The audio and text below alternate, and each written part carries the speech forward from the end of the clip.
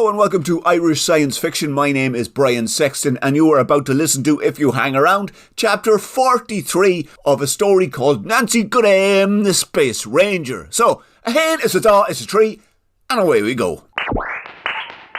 Now, there are arboreal animals in Balyris, wet ones. This is because it rains more or less all the time, which makes the paths slippy and the inhabitants grumpy, including the trees.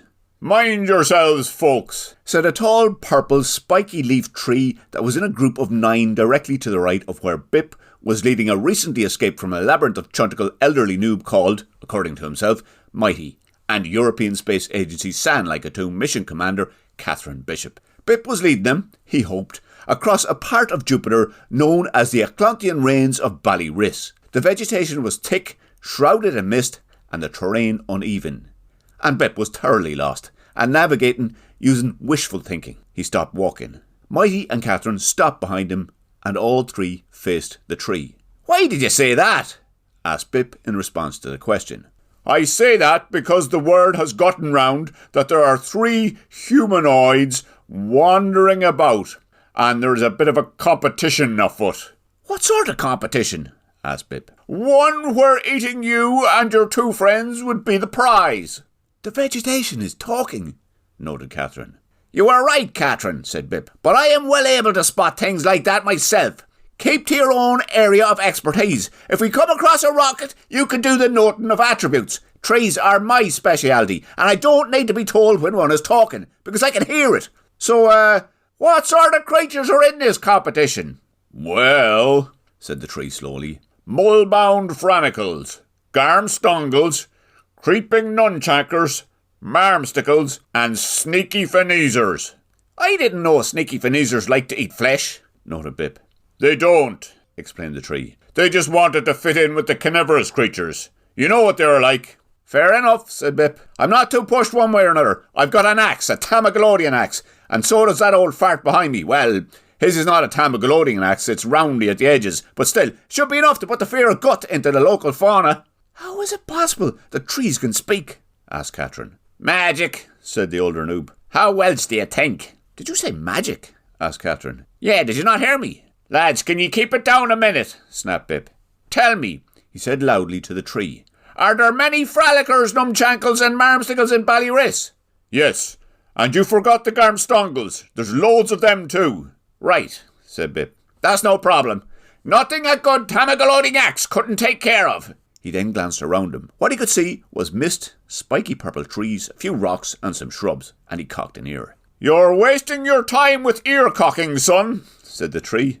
"They're all asleep, but another word of warning.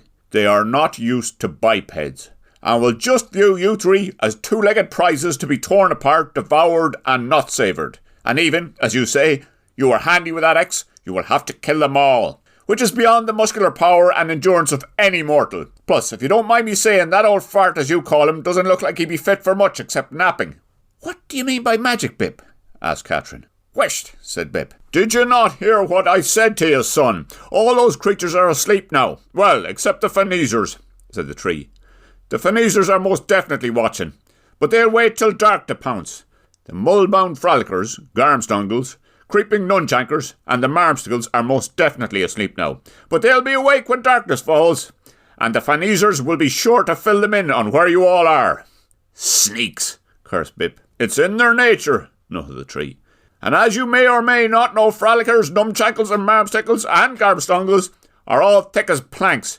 It takes generations to learn the simplest of things, like the fact that getting a Tamagolodian axe bursted through the top of your head is fatal.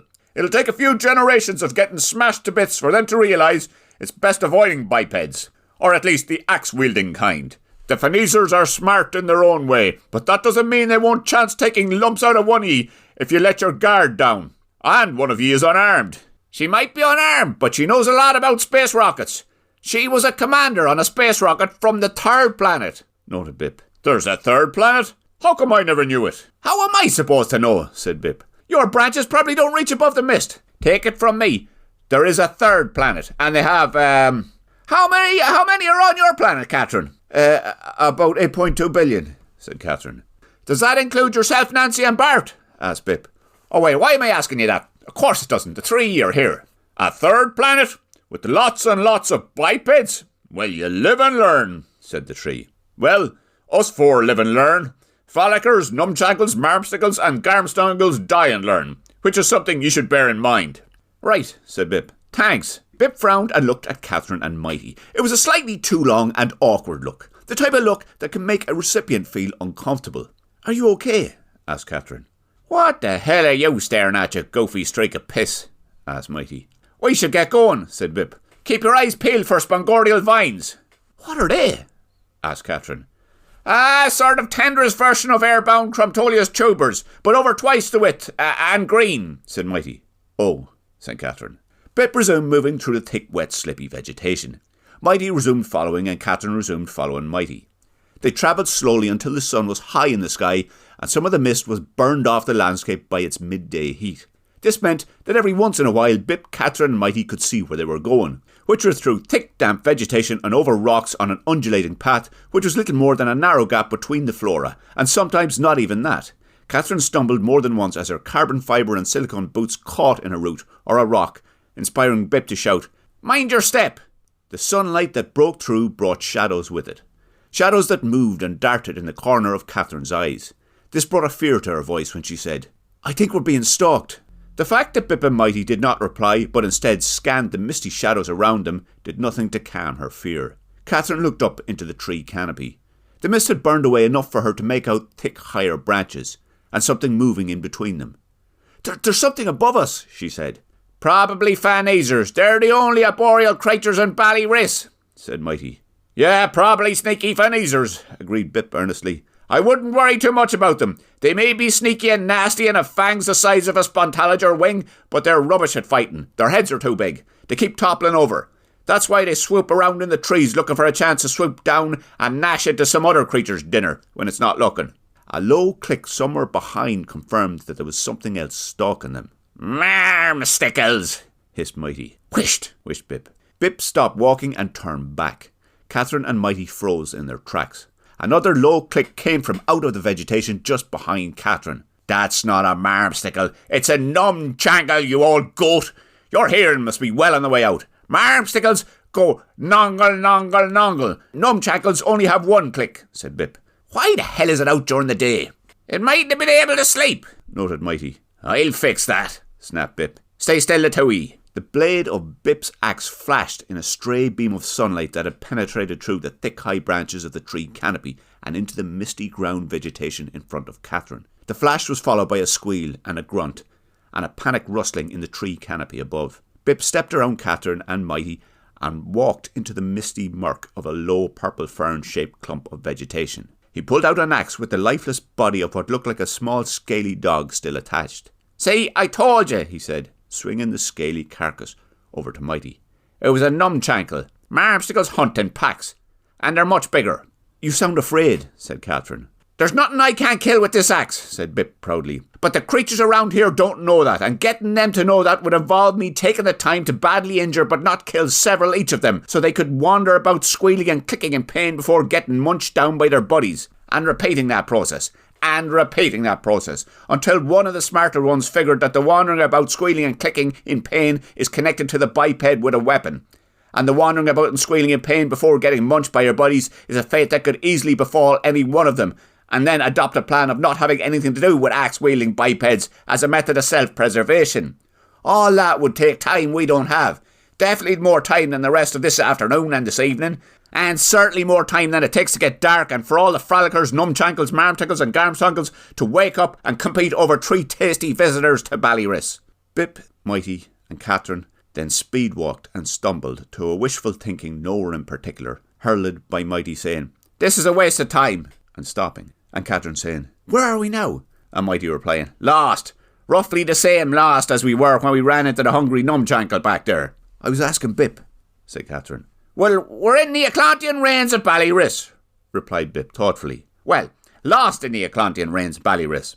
And being hunted, he added. Right now? Asked Catherine. Yeah, well, I didn't want to worry, but I can sense the eyes and minds of hungry creatures searching the mists out for our presence.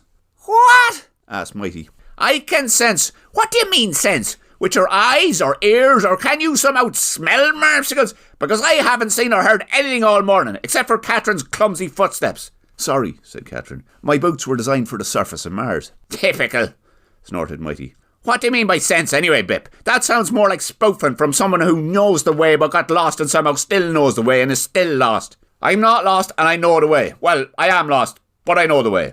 You wouldn't understand because you spent too long down in the labyrinth. And what I meant by sense was... Okay, fine then. I can't sense anything. But I can bet for sure the sneaky Finneasers have any creature they can find told about where we are. So if we're being hunted now, then something terrible is up. What sort of terrible thing? Asked Catherine. I don't know. Maybe the gut decided to wind down time and pack the whole existence thing in. You know, so every living creature would stop existing. What? Asked Catherine. Don't hate him, said Mighty. He's a spoofer. He just... A distant noise echoed and stopped Mighty mid-giving out. Nongle. What was that? Asked Catherine. Nongle, said Bip. Right, I don't speak Jupiterian. What does that mean? I don't know. You'd have to ask a Marmsticle. It's a noise they make when they're out and about. It's one of two sounds they make, as far as I know. The other one is clump. And what does that mean? I'm not sure either. But they make it just before they launch a murderous attack on whatever has taken their fancy. We should go. Go where? Asked Mighty. What is your problem, noob? Can you not follow the plot? Go to Hobble of Graniker. It's the reason all three of us are here in the first place. Well, which way is it then? I don't know. I thought you did, said Catherine. You said we needed to cross the Achlontean range of Balyris to get there. We do, said Bip. And just because I know the way doesn't mean I know the way from here. A slightly larger nongle echoed at the end of Bip's sentence, followed by a third nongle, followed by a clump. Was that a clump? Asked Catherine. Yes, said Bip. Run. Where? Asked Mighty. Just follow me. Where to? Asked Mighty. I don't know, said Bip. Well then how far is that? Just run. The snapping of undergrowth nearby, followed by a whooping sound from the trees above, followed by shadows darting through the mist around her, inspired Catherine to break into a very short-lived panicked run.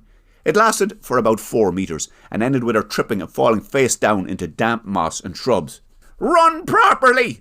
Snapped Bip. Catherine struggled to her feet. I can't. My boots keep getting caught in these springy roots. What did you say? Asked Bip. I can't. Not that bit. Are spongorial vines called springy roots on your planet? I don't know, said Catherine. You should, said Bip. He darted over to where Catherine had picked herself up and reached down into the damp mossy undergrowth. Aha, he said. I don't know how you ended up getting a job as a space explorer, Catherine. You must know your rockets, because you definitely don't know anything about spongorial vines. Neither do I, said Mighty. That's no surprise, said Bip. But let me educate the Perry, because whenever you are quarry to Fralickers or Numchackles or Marmsticles or Garmstongles, or even a mix of the lot, then you would do well to remember the basics. What basics? Let me show you. Because if it's the case you want things to be fine, then catch a ride on a spongorial vine. Grab this. Bip swung his axe into the misty vegetation near Catherine's feet, reached down, produced a thick green vine and handed it to her. Wrap this around yourself. Catherine did. Bip repeated the movement and handed another vine to Mighty. You do the same, you old goat. Why? He asked. Because you don't want to get eaten. Mighty wrapped a 10-centimetre thick elastic stem around his waist and was instantly catapulted into the air and onto a large wide tree branch high in the tree canopy. It was damp, wet, misty, and Catherine and Bip were sitting next to him. We're safe here, said Bip. No, you are not, said a gravelly voice somewhere nearby. Shut up, you, snapped Bip. What just happened? Asked Catherine. I used the spongordials to swing us up out of harm's way. They are the easiest way to get about forests on Jupiter. I was full sure they had to be around here somewhere. Good job you were so clumsy, Catherine. I'd never have thought of looking on the ground for vines, which would have been a shame, because we'd have died standing on the very things that could have saved us. You're not safe here, said the nearby gravelly voice. Shut up, you, said Bip for a second time. Marmsticles can climb, growled the voice. No, they can't, snapped Bip. Well, the Numchackles can. Whisht, will ya? Garmstongles can bound upwards, grabbled the voice. Shut your hole or you'll get an axe in your anterior consortum, snapped Bip. Who is that? Asked Catherine. One of the Finneasers, said Bip. Don't mind it, he added. I know the way out of Balyris, growled the voice. And that was it for the late afternoon on the 7th day of the first human expedition to another planet. A sneaky Finneaser, a Tamagalodian axe, European Space Agency San-Like-A-2 Mission Commander Catherine Bishop, missed Sporngorial Vines, an underground army of sorts, European Space Agency Mission Specialist Bart McMorrow, European Space Agency Mission Specialist Nancy Goodame McGinley, Marmsticles, Hobblegraniker, an evil interplanetary megalomaniac named Sosman Borkstapel, Balyris, and the last remaining copy of the Book of Bongerlong, Adrift on the Sea of Uncertainty on Jupiter. Alright, thank you very much if you listened to that. I'll chat to you in 2 weeks and we continue with chapter 44. Guramagat.